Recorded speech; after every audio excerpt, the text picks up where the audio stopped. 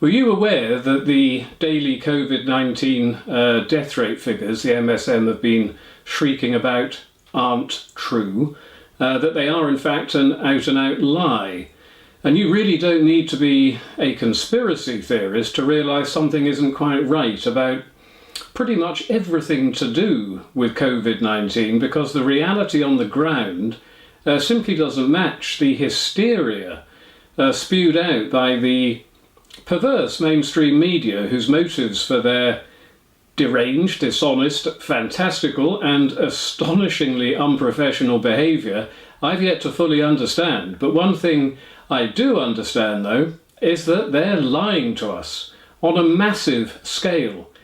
Take a look at the daily Covid-19 death rates for April the 25th, published by the Daily Mail, which ran these shock horror headlines every day for week after week. And the description for this graphic clearly states, quote, "number of deaths per day in the UK," end quote. Leading one to believe, quite naturally, that the figures specifically relate to the real number of deaths on that specific day. And the number given for April the 25th was 843 deaths in the UK, 711 of which occurred in England.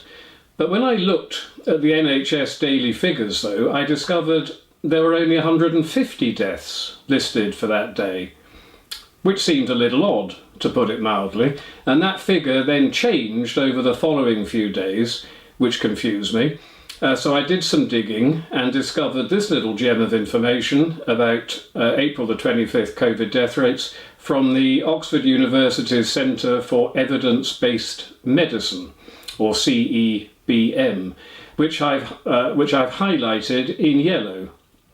Quote, "Today's reported figure is 711 deaths in hospitals in England. These deaths are distributed back to the 11th of March. Of the 711 deaths, 468 occurred in the last 7 days, and 225 deaths occurred between the 11th of March and the 17th of April. This is the second day we have seen an increase in the number of deaths reported that occurred over a week ago, the majority of which occurred over 2 weeks ago. We do not know the reason for this," end quote. Well, I think I know the reason, and the Daily Mail, rather than investigating this monumental peculiarity, is instead swallowing it whole and then deliberately lying in order to deliberately terrorise us into compliance. And it's not just April the 25th they're lying about, it's every day. Here's a graph for the CEBM for the 15th of April, which the Mail fraudulently claimed to be over 800 daily deaths, but in reality it's the net result of multiple deaths occurring between March the 23rd to April the 24th. The dates are hard to read, but each day is listed at the bottom of this bar graph. Now, I'm not suggesting there have been fewer deaths overall, by the way. I'm simply pointing out the lie that the large numbers published never happened over a 24-hour period. And what kind of people make up our mainstream media now? Where is their integrity? And now we know they're lying to us, why should we believe them about anything else ever again? I'm not a highly paid investigative journalist, but a few hours of research was all that was necessary to discover the extent to which we're being lied to. Yet with the honourable exception of Peter Hitchens, there seemed to be no investigative journalist left in England.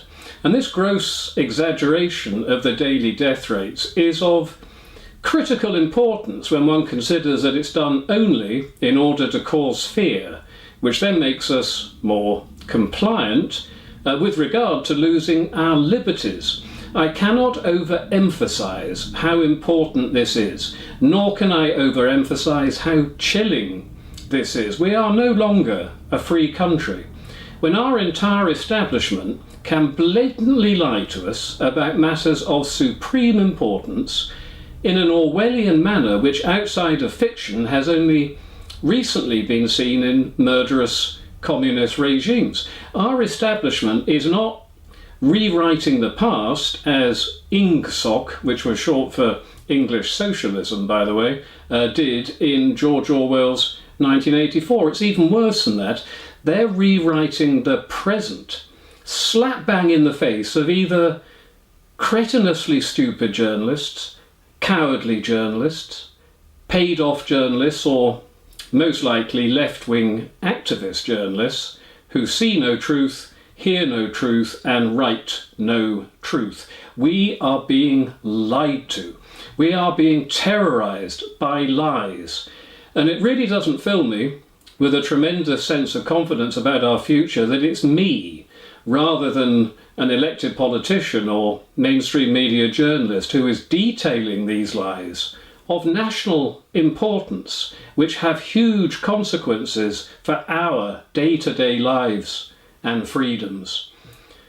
And one final thing that we should bear in mind in these troubling times, but never hear about from the establishment, is that your chance of being killed by Covid-19 is effectively zero, which is the nearest whole number to the fraction of 1% Covid-19 is encouraging to shuffle off this mortal coil.